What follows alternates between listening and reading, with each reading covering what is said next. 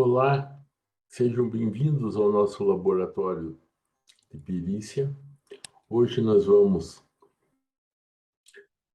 falar um pouco sobre perícia envolvendo o fundo de comércio em contrato de locação não residencial.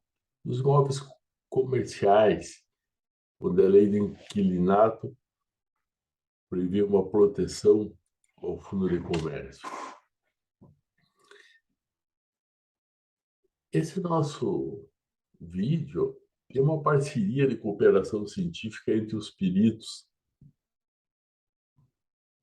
Nós sempre fazemos um bate-papo, uma troca de ideia, e hoje nós escolhemos a lei do inquilinato para fazer um diálogo entre essa lei e a doutrina, abordando a questão do fundo de comércio, o conceito.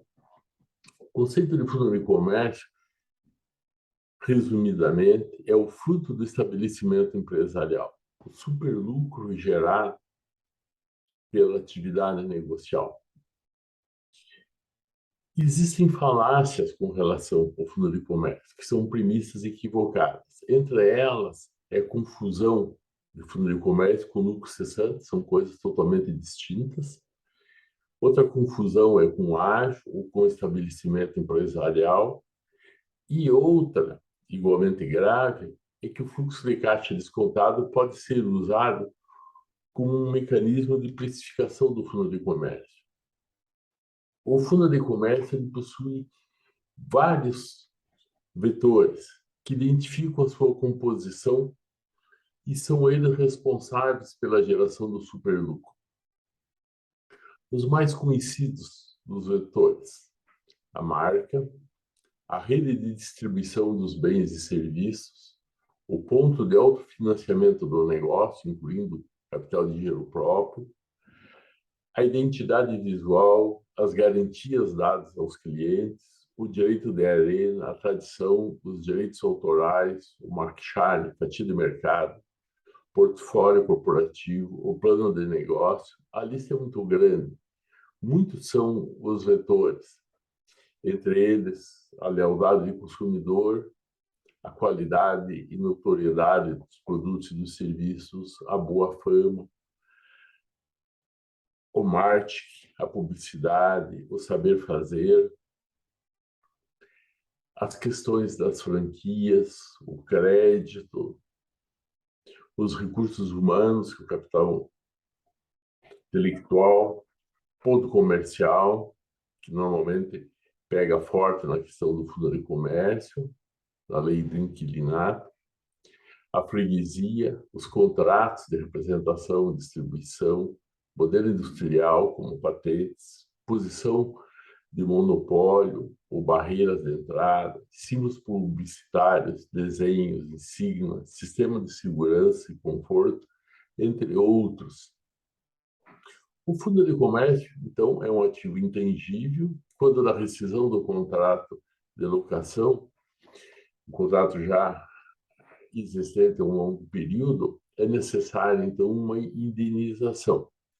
E é uma condição para a existência do fundo de comércio, uma condição básica, sem a qual não é possível sua existência, com efeito para todas as pessoas envolvidas nesse contrato, que a inclusão de uma coisa como ativo respeite alguns itens, alguns condicionantes para que algo seja considerado ativo, para que um fundo de comércio seja considerado ativo.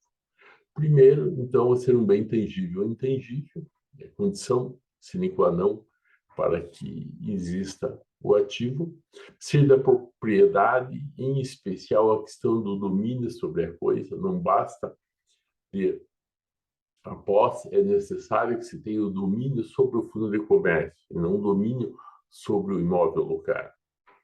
Apresentar benefícios presentes e futuros, como a potencial de geração de superlucro, e ser possível sua mensuração monetária, como, por exemplo, a utilização do método holístico na precificação.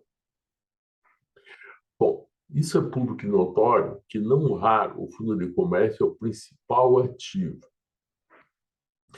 E as alegações genéricas e imprecisas de que fundo de comércio gerado internamente não deve ser reconhecido como ativo é uma falácia, isso é uma besteira frente à teoria geral do fundo de comércio, frente às decisões do Poder Judiciário que vem determinando que peritos efetuem avaliação do fundo de comércio e esse seja incluído nos balanços de determinação nas questões que envolvem indenização por perda, danos e também nas questões que envolvem a rescisão de contrato não residencial, como é o caso do nosso bate-papo.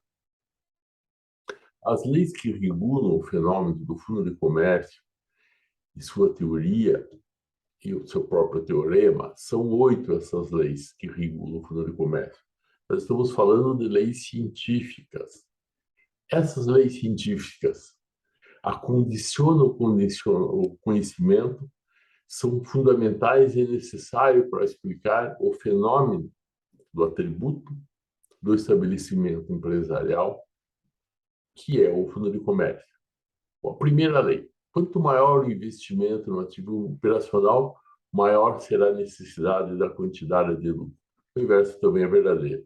Segunda lei: os ativos e réditos não vinculados ao objeto social, inclusive despesas e receitas financeiras, não podem influenciar o superlucro e, consequentemente, o preço do fundo de comércio.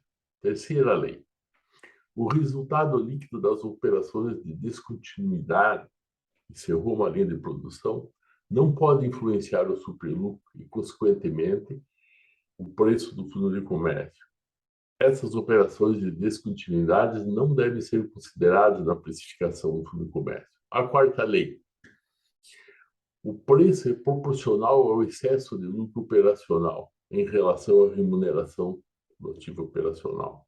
Quinta lei: a geração do lucro é um fenômeno patrimonial, diverso da geração de caixa. Eu posso ter lucro e não ter caixa e não ter lucro. Uma coisa nada tem a ver com a outra.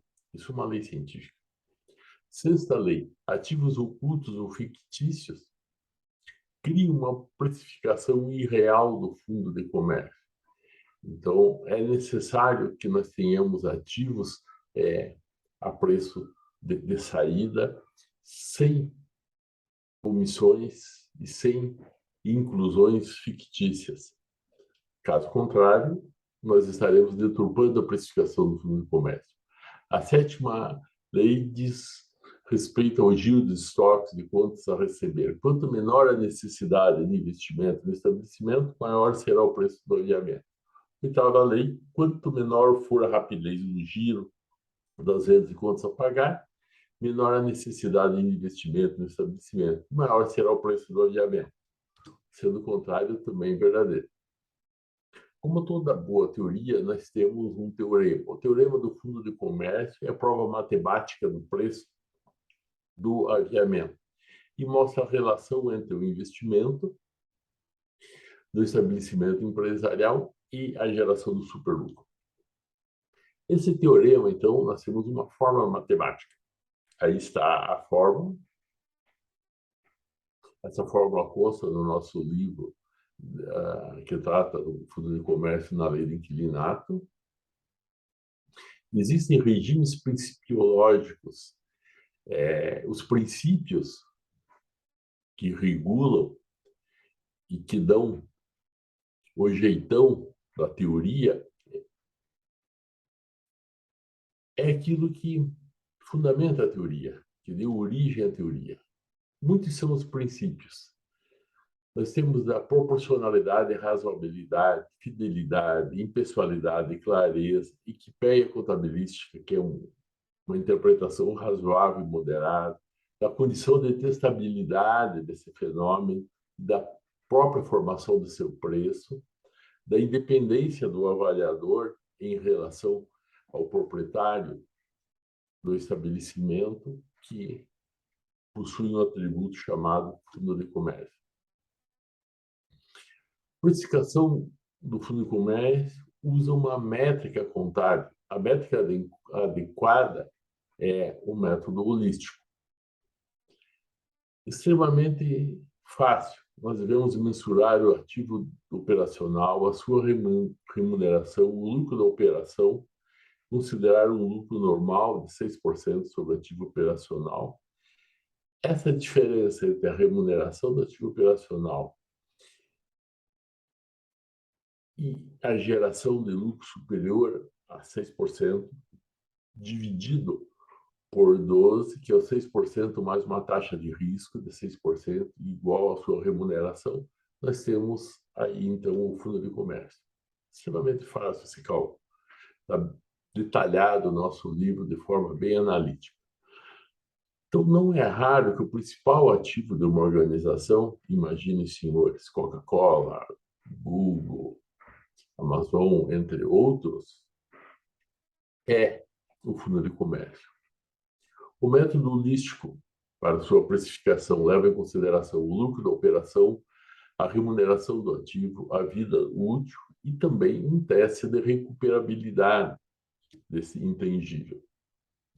A eficiência do fundo de comércio é dada por uma fórmula. Aqui estão os componentes da fórmula. Toda ela está bem detalhada no nosso livro, também é fácil entendimento e aplicação.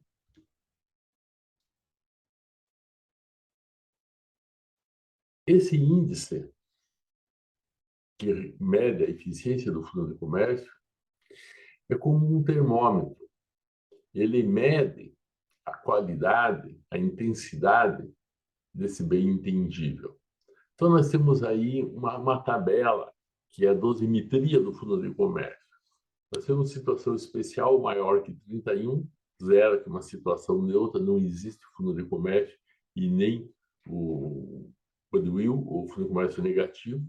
E a partir do zero, esses valores que vão diminuindo, de 0 a menos 2 é ruim, e vai até um índice de atestado de óbito dos negócios, que é maior que menos que 31%. Bom, aí está a nossa doutrina clássica, consagrada pelos peritos especializados em avaliações. É um dos livros mais vendidos da editora Juruá, mais utilizado os peritos judiciais no âmbito da precificação dos lucros. Os contratos não residenciais aborda também a questão do fundo de comércio em postos de combustível, em shopping center, em comércio, em indústria, enfim, de ampla aplicação na ambiência da perícia. Meus amigos, muito obrigado pela atenção, um abraço a todos, até nosso próximo evento.